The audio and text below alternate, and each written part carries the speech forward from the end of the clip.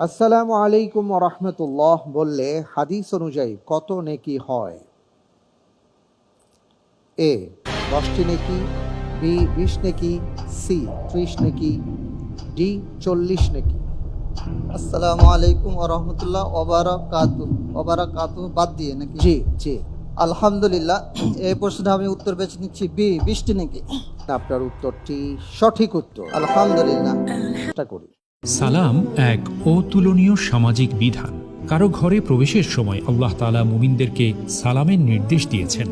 মহান আল্লাহ বলেন, আউযু বিল্লাহি মিনাশ শাইতানির রাজীম, ফাইজা দাখালতুম বুয়ুতান ফাসাল্লিমু আলা আনফুসিকুম তাহিয়াতাম মিন ইনদিল্লাহি মুবারাকাতান তাইয়্যিবা।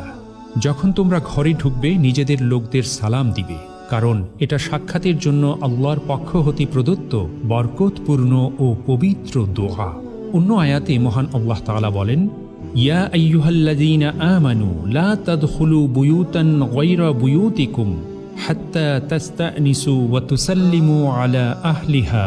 হে মুমিনগণ, নিজ গৃহ ছাড়া অন্যের গৃহে প্রবেশ করো না যতক্ষণ না অনুমতি গ্রহণ করো এবং তার বাসিন্দাদের সালাম দাও। আসসালামু আলাইকুম ওয়া রাহমাতুল্লাহি ওয়া বারাকাতুহু।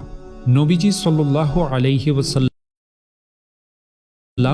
এই বাক্যে সালাম দিতেন এবং মুসলিমদের এভাবে সালাম দিতে শিখিয়েছেন। এক ব্যক্তি এসে নবীজিকে সালাম দিল এ বাক্যে, আলাইকাস সালাম ইয়া রাসূলুল্লাহ। তখন নবীজি বললেন, এটা তো মৃতদের অভিবাদন। এ কথা তিনি 3 বার বললেন।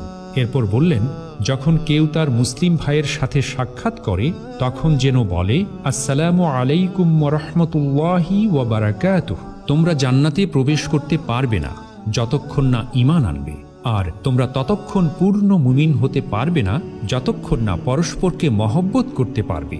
আমি কি তোমাদের এমন কিছুর কথা বলে দিব যার মাধ্যমে তোমরা পরস্পরকে ভালোবাসবে?